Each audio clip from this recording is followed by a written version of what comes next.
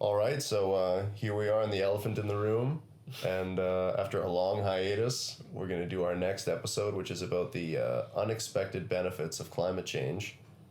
And the whole thing there is the ramifications of having an actual fire under your ass and kind of incentive to do better. And here I thought a perfect counter voice for that would be my buddy Stefan here.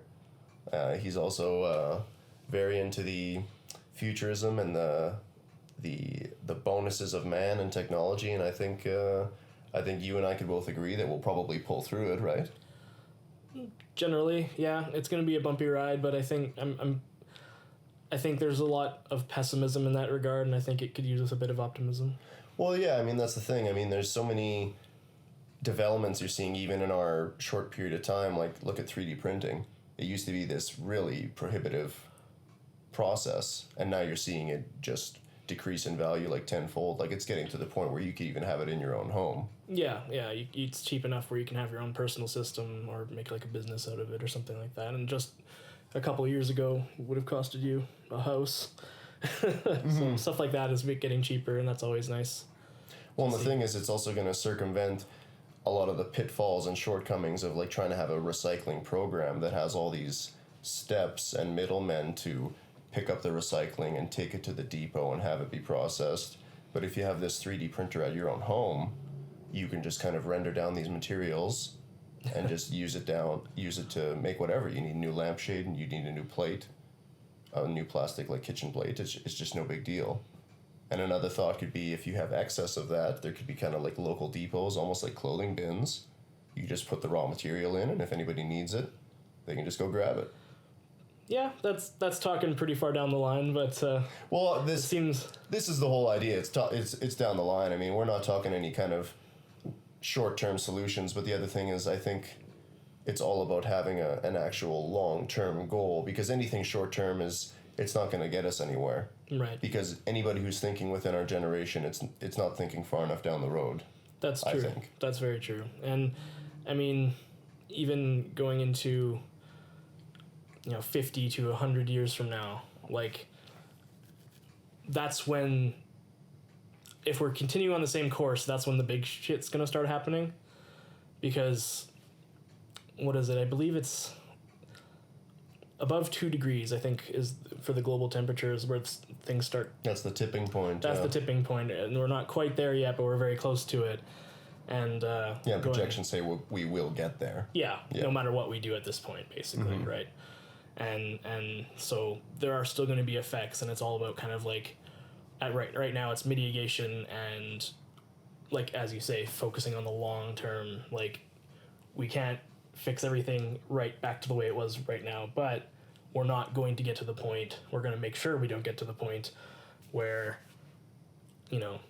global catastrophe starts happening, right? Well, I think it's just people don't realize the intuitiveness and the inventiveness of us as a species. Like, once there's actual real pressure on us, I don't think it'll be any problem whatsoever.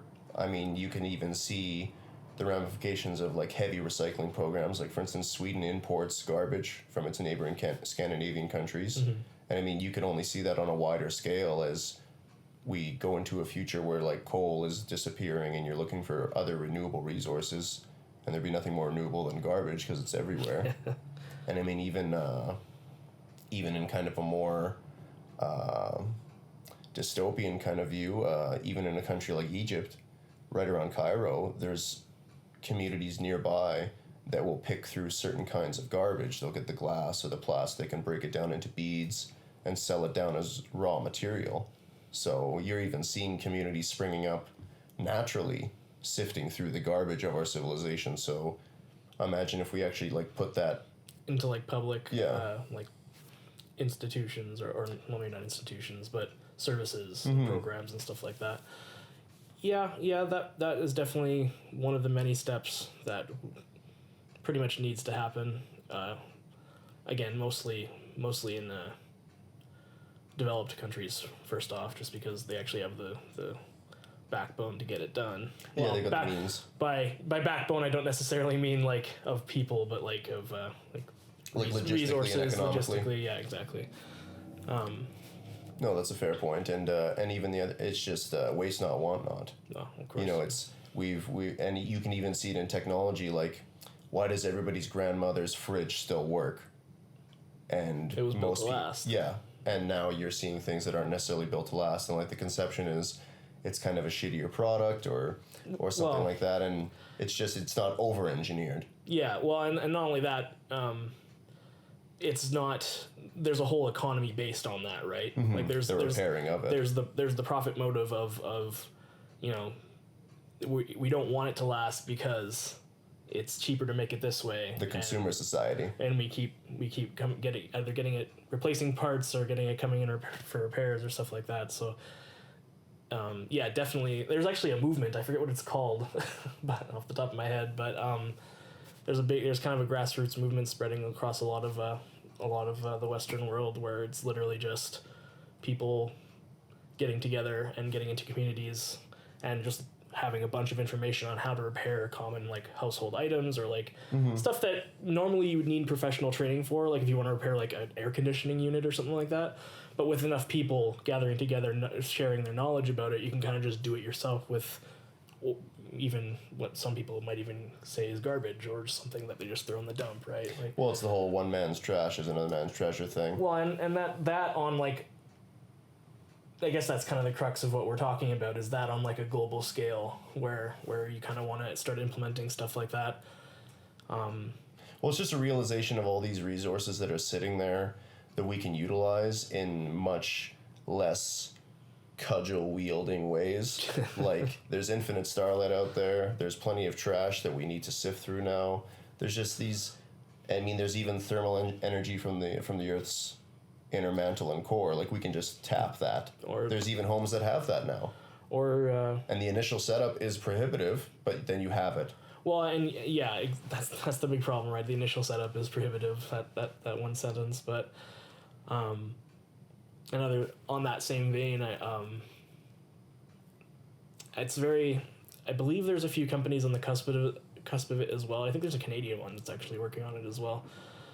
Where we're finally kind of getting to the point now where fusion energy is becoming viable finally, because like of course everything was prohibitive before, and like it had lots of waste associated with it, but we're getting more and more efficient with that stuff now. Where if somebody solves the energy problem, that could tick off one of the checkboxes that we need to really catapult into the future with our heads held high instead of getting just completely bogged down in the miasma of trying to fix all this shit.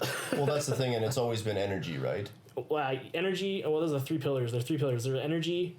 That's the biggest one, because we're just constantly needing more energy in the world, and as the grid's always being tapped for more.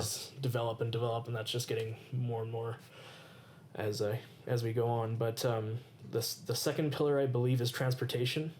Logistics, yeah. Which is the second biggest infrastructure, cause. I guess. Yeah, transportation, infrastructure, that sort of thing, where it's like just getting the arteries of our world, to where we need it. And that causes a lot of, it causes, CO2 emissions, number one, right? And I think this third pillar is food. Which that would make sense, yeah. Speaks for itself, because there's 7 point whatever heck billion of people. Well, I mean, that's got to be the oldest accomplishment, is the agrarian accomplishment. Like, now that you don't have to hunt and gather, you have time to be something else, and that's ad nauseum down the ages, and here we are. You had time to do something else instead of looking for food, and I think that's the other thing, is where it's a waste not, want not world in how much food is tossed away, like how much of our trash is food. Right. Yeah, that's another good point. I mean, we're living in a world where if a tomato doesn't look like a tomato should, it gets tossed, or a carrot or an onion, which is just bonkers in my mind. Like, especially 9 times out of 10, you're chopping it up. What does it matter? It's not aesthetically pleasing. Yeah, it's got to look good on the supermarket shelves. Yeah, I mean, that's, to what end? We're living in such a... I believe that's illegal in France now. Or was well, it's been that way for a while. Yeah, well, not only that, but there's also... can't throw food away. It doesn't get thrown away. There's these special little aisles. Like, at Safeway, there'll be that shorter section where it's a percentile off. There'll be a section where, at the end of the day, you can just take it. It's like the free bin. instead of it being pitched. At least, right? Like, at least that's something. It's also a decent little gesture of goodwill for the community too around it. Just take it, right? At the very least, it's getting used instead of. Well, if the other option is it gets thrown in the dumpster, like why? To what end? Yeah. You know, I mean, one of my favorite quotes is, it's an old Hindu quote, is a civilization has reached its true peak when people have planted trees whose shade they'll never see, which is a little long-winded, but basically it's just you got to start doing things that you might not even see the ramifications of your actions, but you know it's going to be. Well, and that kind of thinking is definitely something that needs to be encouraged in this day and age now more than ever. Well, and that's the thing is, and so many people, even in their own lives, it's just like, how am I supposed to scale this mountain? It's just like, well, you can't think about it that way. Like, think about like, oh, you can't get around to working out. It's like, you know what, if you work at it for 2 weeks, maybe 3, before you know it, it's just going to be old hat. It's just something you do now. And it's the same on a larger scale. Like, very quickly, it could just be a thing that people do. Like, we went to school when there was no cell phones, and just suddenly everybody has one. And that's a technological change. Imagine if there's just like something else, like we all live in a world where nobody really has a personal 3D printer. We could quickly jump to a few years from now where it's not so cost prohibitive, and like I say, recycling would be an at-home thing. There would be no more depots. And I mean, I suppose there is the negative of the loss of work, but I mean... Well, that's an inevitability as we go into the future anyway. Well, yeah, as times change, jobs come and go, the nature of it. I mean, there's actually factories in Japan that are fully automated, and one of the reasons their budget is actually quite low is there's no lighting. It's not required. I never thought about that. Yeah, that does make sense, doesn't it? And also no AC, no heating. And that's really good for the environment. Well, and that's the thing. and I don't want to get into this world where like everything's recycled and everything's done for us, and then you kind of lose the lust for life. Like I still think working is good for people. It's just you'd work towards something better, more long term. Well, one good on that topic. I know it's kind of a bit of a tangent from what the topic normally is, but there's a good I can't remember where I read it, but it was a really good point someone made where back when in the Middle Ages it was considered you were higher class if you could read. Mm-hmm. And you could accomplish more because you could read script, and extrapolating that to today where it's like, okay, maybe you can't be a farmer anymore because all the farming jobs are automated, or say you can't be like a welder because all the welding jobs are automated. We're getting to a point now where a lot of the time, a lot of those jobs are going to be you're just going to be transferred up the ladder to the point where maybe you're writing code, or maybe you've got like some kind of desk job, or that has something to do with that, still with that sphere, like the automation sphere of like farming or welding, for instance. So you're saying like the net number of jobs isn't changing. It's just like this next generation, they're not going to be welders. They'll just be code writers. Well, yeah, and people look at like, okay, writing code is more complicated, I would say, than holding a welding torch. Not that I. Well, no, welding is. I mean, to do it well. I mean, exactly. I think it is still a craft. Yeah. Oh, like yeah, it's still definitely a craft. But like, in terms of, you have to know a lot more areas when you're dealing with networking and coding and all that stuff, and mathematics and stuff like that.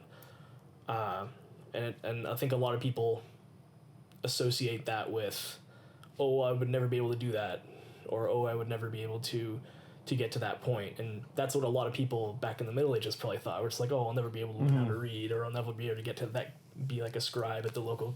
Well, I mean, perspective is like everything. That, right? One of my favorite things is like pluck someone from a village of 100 people in the Middle Ages, as you're saying, and show them a clover leaf in downtown Denver.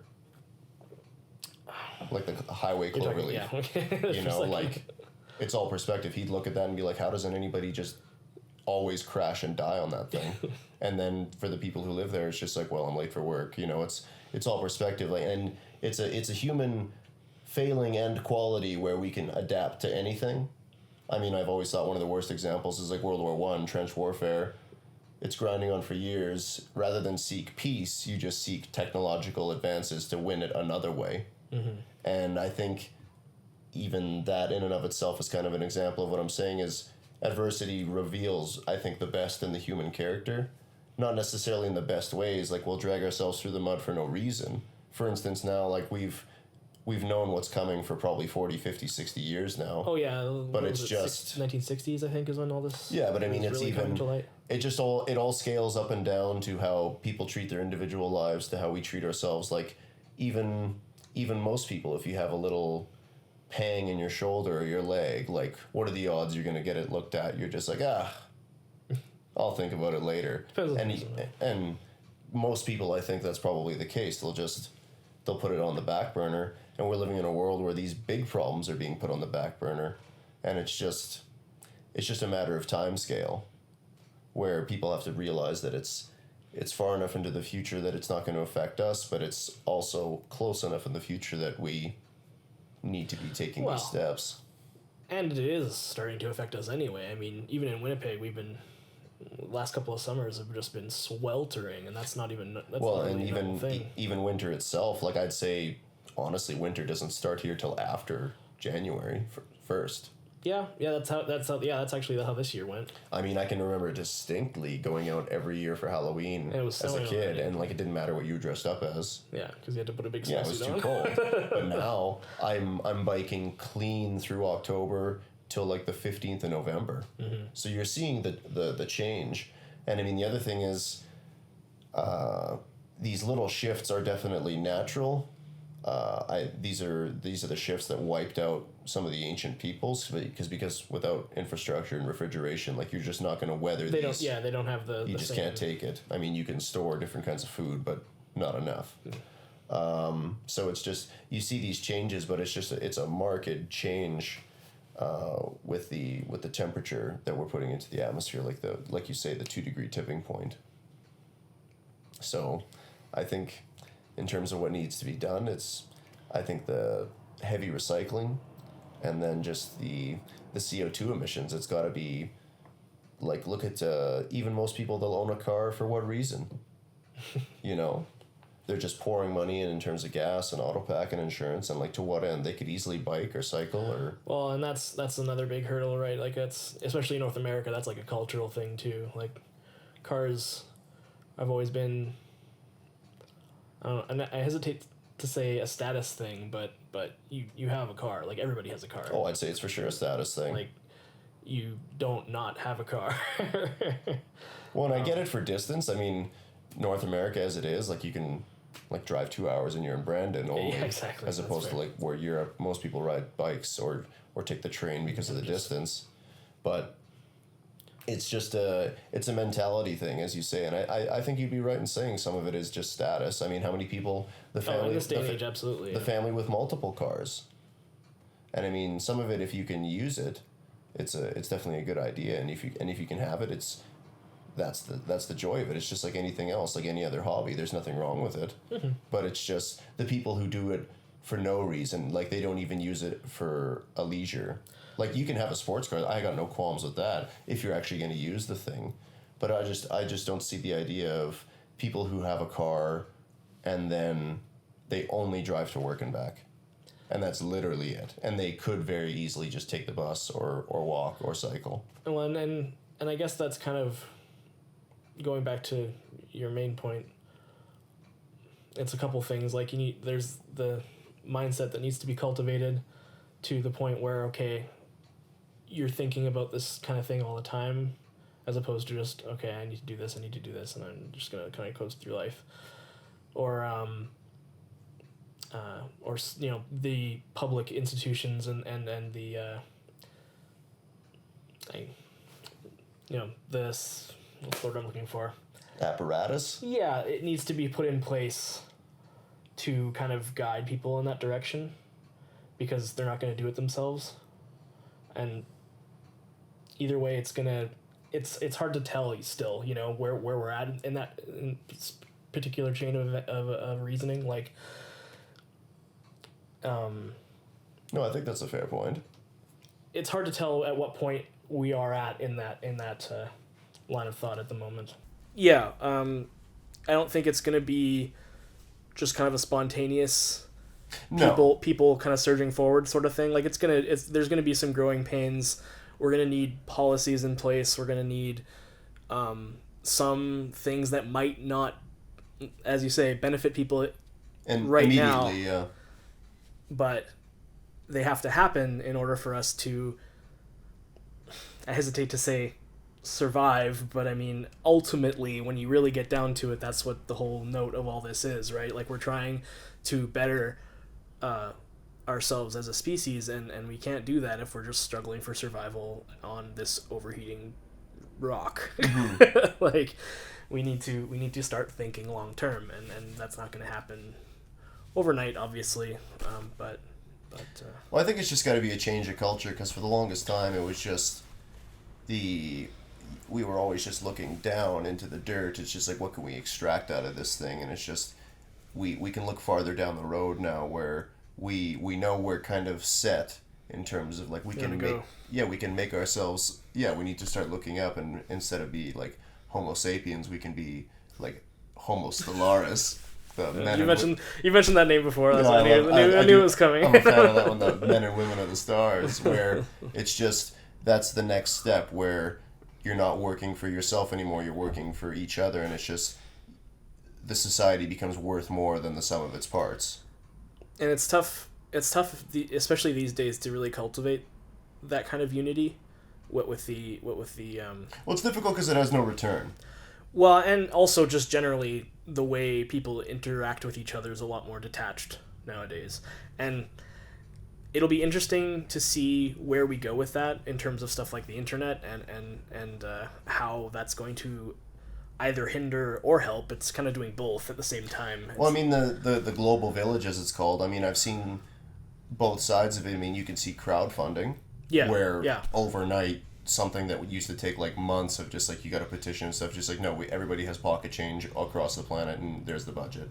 But I mean, on the other side of it, it's just, you see a disassociation. Yeah. Where people are closer, but they're also superficially closer. But they're losing that human connection, where it's just like, even like general conversation, or even something simple like eye contact, where it's kind of slipping away. And even we live in the world now where there's your digital self and your real self. Mm-hmm. I mean, there are people in this world where it was a relationship or a marriage or a friendship, and it's done now because they had the conversation digitally, and I can guarantee if they had it in person, it probably wouldn't be the case. So there's that, the negative ramification for sure, but I think on the whole, the internet age and the age of information we're living in, I think you're going to see bonuses out of it, because it's just kind of the gradual networking of the world, where people can just work together quickly and more efficiently. Well, and we're still learning in that regard too, right? Our brains are still kind of developed to the point where we're still trying to get over the hump of, everyday life. If you have like anxiety or something like that, you're not getting hunted by like a cheetah. Mm-hmm. It's not that. Well, and even even extrapolating, like you let it dwell on your mind, just like like life is getting me down, and again, that's kind of, you're looking at the whole problem. Like, I think at any given moment, anybody could have a pretty legitimate freak out if they were to take enough steps back mm-hmm. and look at what their life for the remainder of it is going to entail. But that's not a realistic view, and I don't think that's a realistic view of our problem before us as a species. Like, it's not regarding climate change. Yeah, it's not some big mountain that we have to climb. You just have to start making the steps, and before you know it, you're going to be halfway there, and everything's going to be old hat, and it's just going to be things that people take for granted. Again, like now, even recycling programs. Mm-hmm. I mean, everybody's parents, nobody had a blue bin at the end of their street. Now everybody does. And that's a good example of infrastructure kind of it just sticking in there. You just do it. Yeah, exactly. So, and that's the other thing, like, people, they'll just change. I mean, look at the currency. We used to have paper money, now there's coins. I mean, I realize it's a sense of scale where we're talking about currency and heavy-duty logistics and infrastructure programs, but that's the point, right? I think we are getting to that point as you say, global village, where we can start kind of thinking about projects like that affect mm-hmm. the entire planet now, and we're seeing kind of budding developments in both, just all over the world in general. I mean, China's got that big, huge solar array in the desert there in one of its in deserts. the Gobi. Yeah, and that Well, I that's think it's like 1 gigawatt or something like that, and that's way more than I think that's way more than what a city needs almost for in terms of power. Like yeah, no, it's just ridiculous, and it's just sitting there, or even and it's in the desert. There's nothing. You don't have to chop down like a forest to do it. And Right? and even right here at home, I mean, it's kind of one of these. Once you scale down, you realize the ramifications of programs like this. But even here in Manitoba, we export hydropower because of all the dams we have set up. Right, But nobody realizes, like on a small scale, like communities get affected by these dams if you're upriver. But it's like all that power is just sitting there, and we're smart enough to get it, and it's just, why are you not? You know, it more and more as we're more and more informed, it just becomes embarrassing, frankly, where it's just like you're sitting in a house that's on fire and you're surrounded by fire trucks. You know, the answer's there. Why aren't you taking it? And I think the problem is it's not hitting home for people. It's No. always just a headline. Yeah. It's always happening somewhere else. Like here, New Orleans got hit by a hurricane again. Like that doesn't really, like it's just a headline to us. But I think the global village should, in a way, generate empathy, but it really doesn't. I mean, I'm going to be honest, like we live in a world now where I've become really desensitized to a headline. Like you hear about something, that's a whole nother thing. You hear about a disaster or a hurricane, and I mean, I'm certainly empathetic, but it's information overload. It becomes just more of the same. It's just another headline, and it's difficult to care individually. And I think that might even be the problem. It's just, to try and care individually is just that, it's that trap. You're never going to get there. You can't help everyone. But you can help yourself. And if everyone helps themselves, then you're set. Because nobody's bailing someone else out. You're bailing yourself out. And before you know it, everyone on the street is better. And then you start climbing the ladder. Well, and on that topic, like you mentioned crowdfunding before, and seeing that on a larger scale, I don't think that's impossible. If you start, instead of somebody wanting to start up a business or something like that, you and they say, or they have this idea. That's what a lot of pitches are on Kickstarter. It's like, look at these new crazy shoes I invented or whatever, and a new spatula. Fund this and you'll get such and such rewards. Where it's like, do that, like that sort of concept, but on like a technology idea and business scale. And a part of that, I think, is education. You just need to get people to the point where they can know the value of that. Well, I think the big thing is, once you're educated enough, anybody who's reasonably educated would be dissatisfied. And that's where it begins. You're dissatisfied, you're uncomfortable, and that's because if you're comfortable and you're content, where's the incentive for change? Yeah. But if you're educated enough and you can see the forest for the trees, I think that's when you need to start seeing people just like, we really gotta start changing our ways here. And education in general is a big sticking point for this entire.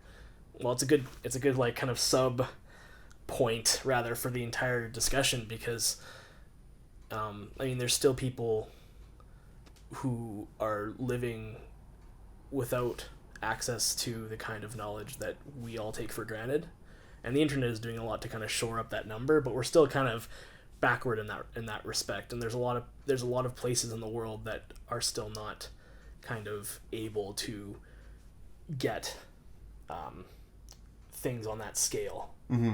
And in terms of information, and the more we release information that's acceptable, that everybody can find and judge for themselves, and the more we get all of that, the ability to educate yourself out there, that's when I think we're going to start seeing a lot more of that kind of unity. Like, I think that's kind of a solid bedrock upon which to build, all that.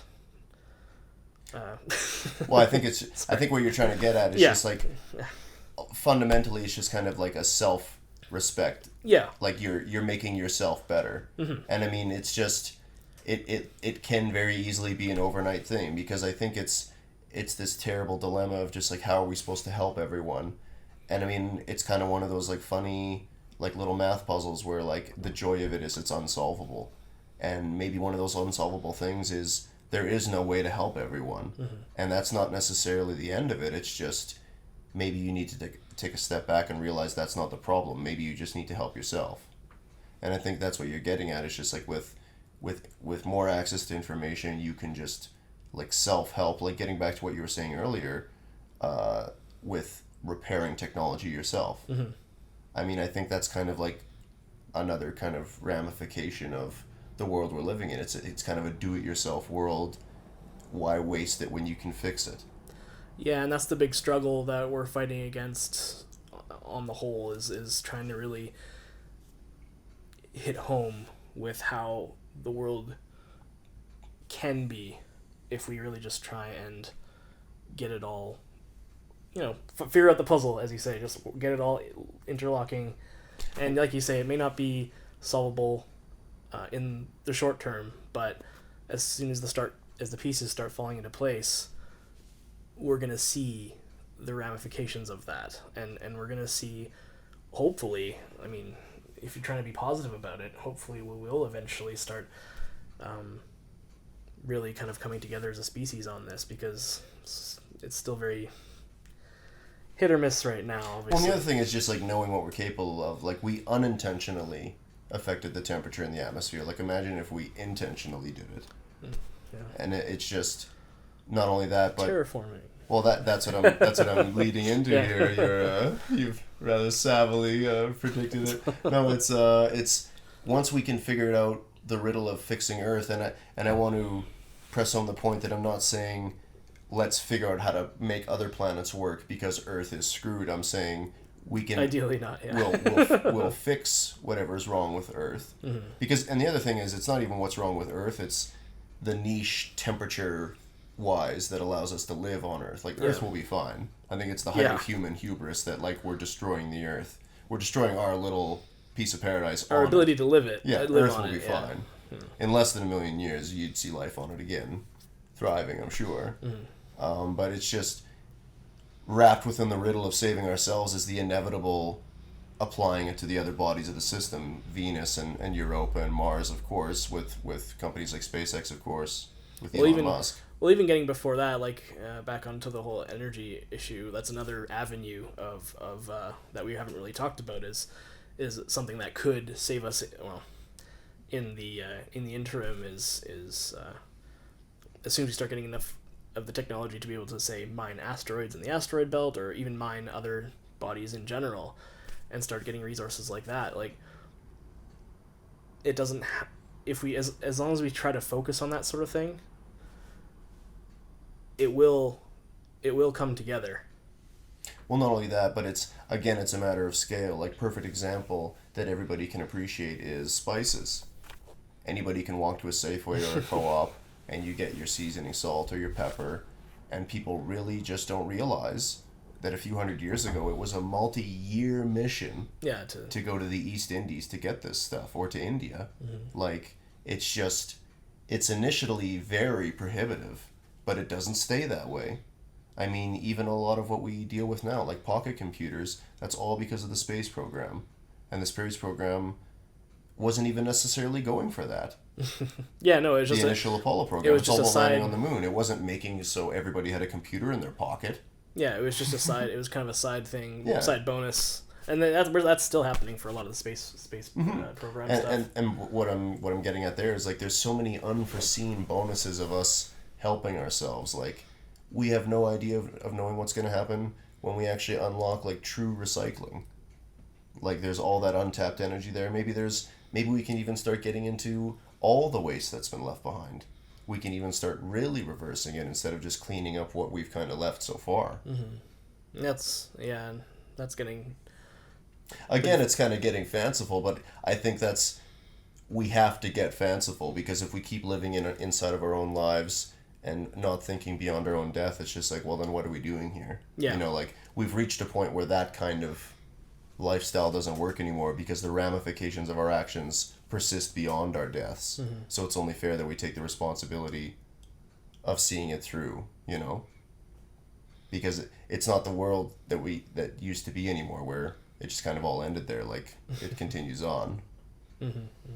Well, and our actions as a whole there's so many more of us, human beings in the world.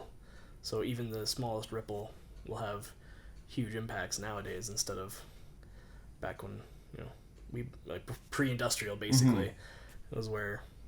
Well, and that's the other thing, like the population boom, like that's another kind of big myth. Like a lot of people don't realize is there's enough hectares or acres rather in Texas that everybody in Earth could fit in Texas in 1 acre each. Mm-hmm. And then you have several continents empty. So it's not even necessarily an overpopulation problem. It's just the logistics of where people are and how they're being treated. It's just not really being done all that well. And the argument that like, oh, you can't have people living where they shouldn't be living, I mean that's a pretty weak argument considering we evolved to live in the savannah, and very few of us live there now on a global scale. So saying that, oh, we can't live here or can't live there because we're not meant to, that's kind of a weak argument. I mean, look at a city like Las Vegas, not New Vegas, the lovely Fallout game. I mean, look at that. It's not meant to be there. No, it's purely a resort town. And that's just a resort town. So imagine that kind of ingenuity, that kind of perseverance, but in the right direction. That's the big problem, right? Well, again, it's very difficult to give incentive for this when there's no immediate payback, or maybe not even any payback at all. It's just, I think the mentality needs to change. I think that it's got to be a grassroots change, and then everything else just comes along. Yeah, there's a few ways of looking at it like that. Yeah. In terms of grassroots, I think we're starting to see that now in a lot of like the movements that are springing up. Well, yeah, you're seeing like minimalism, or people who are like low waste, really keeping track of like receipts and wrapping and stuff like that. And if you extrapolate that out, that's kind of the change you need. If people start to be really conscious, we need to start seeing that on like a corporate scale, or like a larger policy forming bodies need to start following suit. As weird as that sounds, like. Well, I mean, I think in some ways you kind of have to make, not necessarily laws, but like incentives, or just like tell people how it could be done. But I think fundamentally, at the end of the day, the only way it's really going to stick is if people know that that's just how it is, and it's the right thing to do, because then it just becomes old hat, like anything else, like driving on the right side of the road. Like, why is it that I can stand in between a yield when there's highway traffic coming one way and there's general highway speeds going the other way, and I'm standing there and I'm not getting hit by cars? Why is that? Because that's the rules. That's the world we live in. People are very willing to obey the setup as long as it works for everyone in a safe manner. And I think if you just make programs like that, very quickly people will just be fine with it. Well, and that's from a policy standpoint, right? If we're talking about programs, like that isn't really specifically grassroots, right? Well, I guess I was leaning more towards what you were saying, like with policies and stuff. The grassroots would just be kind of, personally, you'd know that you don't want to waste more than you need to. I guess they're more important in terms of letting the policymakers know that is actually a thing that people want, and that sort of thing. And I mean, we're still in a world where people are arguing that climate change even exists. Well, I mean, I think that's getting back to it, like you said. I think the whole subplot of this, if that's the way to say it, is education, where once you know better, you kind of realize the ridiculousness of it. Like, we live in a world where people will say that collecting rainwater removes it from the environment. That's legitimate. Or what's the really famous one? If I think if you build a lot of windmills in this area, that's gonna stop the wind. Yeah, and or the always classic is solar power removes solar energy. The sun's gonna die. And it kills the sun faster. Sun's gonna last a lot longer. With a mentality like that kind of still out there. Very fresh. What do you think? Because I think on the whole, the average person doesn't want to think that way. So do you think it's like a lack of education or maybe just misinformation? Like people are being told it and they're believing the source? Misinformation, again, going back to the whole internet thing, that's one of the very big problems with it, is that information spreads quickly. Most people consider that a good thing. It also means misinformation spreads quickly. And with that, that's the big kind of, well, I mean, it's education, misinformation. Well, it's just it's common sense coupled with knowledge. Like an interesting quote I've always thought is, if you don't read the news, you're uninformed, and if you read the news, you're misinformed. Like you kind of have to make these judgment calls for yourself, and in a world where you need that wider context and you can't necessarily acquire it, I think that's where with the Global Village you can kind of start to see the benefits of everybody working for each other and themselves, because then you won't have to live in a world where someone's going to misinform you because everybody's going to put in that honest output. And I realize that's kind of fanciful because we live in a world where people are very much themselves and fallible and all that, but I think on the whole, people are generally good. Yeah, I believe that as well. It's never like everybody, at the end of the day, no one is willfully malign. There's always a complex series of decisions they made, decisions that they didn't have control of, that's kind of forming them and forming all their opinions and beliefs. And when we break it down to its bare essentials for what we're talking about here, I think that's the things that we have to really start realizing is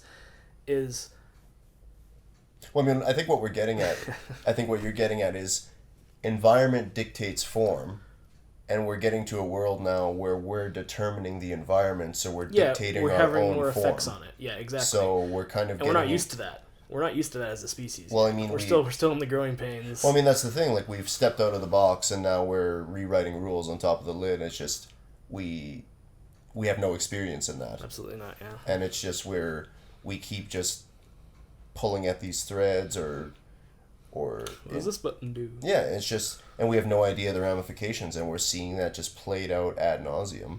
And I think it's just we need to take those steps back and see that real steps need to be taken. It's just, and I definitely agree. Like, and I'm a huge proponent of the fact that like on that topic, I'm a huge proponent of the fact that we need really young, like I'm saying probably grade 2, 3, 4, that sort of thing. We need to have like an internet class, or like kind of like a computer network kind of thing instilled into the fact, like get it from an early age, start making people realize what this tool is that we have in our world now, aka the internet, and really realize the ramifications of what it can do and how to kind of parse it, if that makes any sense. Like how to properly utilize it and realize that it can be a tool. It's a tool like any other thing. I was just about to say, realize that it's a tool and not something you just experience. Yeah, it's not something you just go on and this is just part of your life now. I mean, that's kind of how a lot of people treat it. Well, I think that's the other thing is people need to realize that we live in a world where you can do so much more than you used to be able to. Like, it's not just hanging out with friends and going to work. Like, you can really put in some big strides and move the ball forward all by yourself. So if you kind of extrapolate that out, like, we can see some big advances very quickly.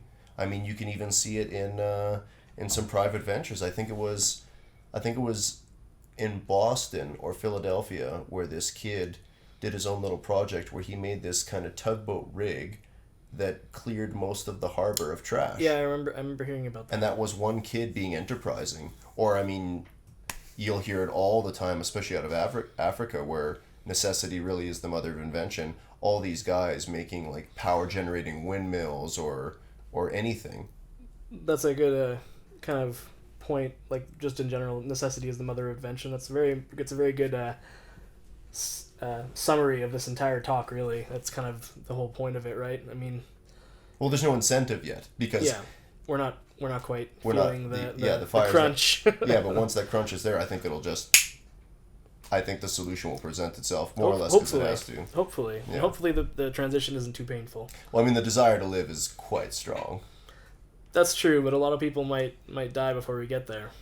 Well, I mean, it's a matter of time scale. Problem, right? And I mean, and the other thing is just, where is, like, say somewhere like New Orleans, where you can look at the accomplishment of something like the levees, where it's just, okay, yeah, that's really impressive that you're still keeping the Gulf of Mexico at bay, but it's just like, to what end?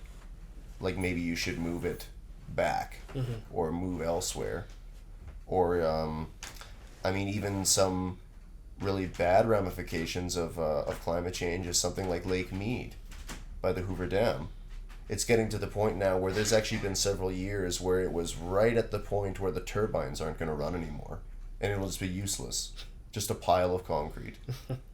And it's just that's the result of the world we're living in. Like, this huge project, it's not even 100 years old. No, yeah.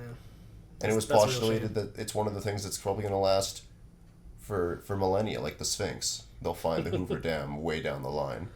And it's going to be useless in less than 100 years.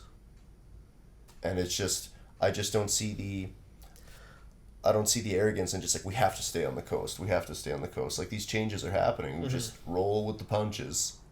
Well, we're not, and like a lot of people, it's something we kind of sort of touched on a little bit, but a lot of people, and again, on the whole misinformation front, this kind of thing is marketed towards people as like an apocalyptic scenario. Like, in the next 20 years, Florida is going to be underwater. And that's kind of misinformation coming from the other direction, right? Like, we obviously, climate change is a thing, and we obviously need to do something about it. Mm-hmm. But at the same time, we have time to do things about it. Time, yeah, we do still have time. And time, perhaps not to stop it just yet, but as you say,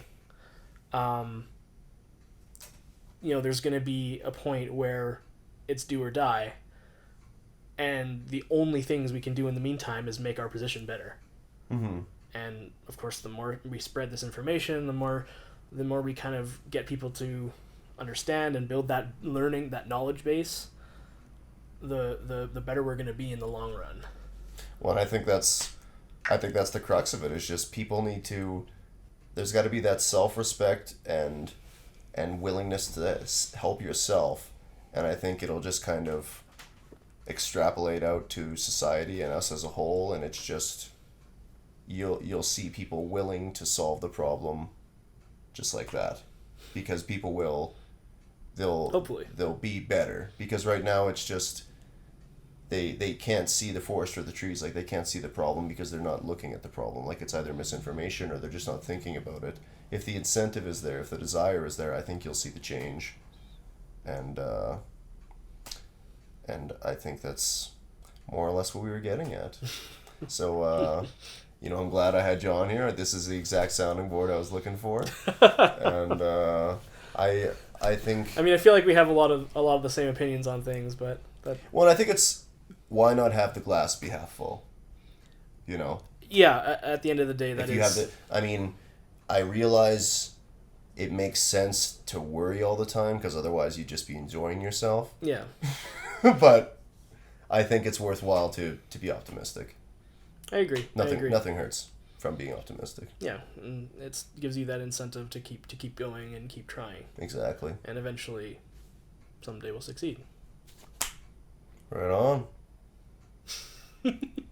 Well, that was the elephant in the room, not shooed away, and once again, no pachyderms were hurt in the production of this.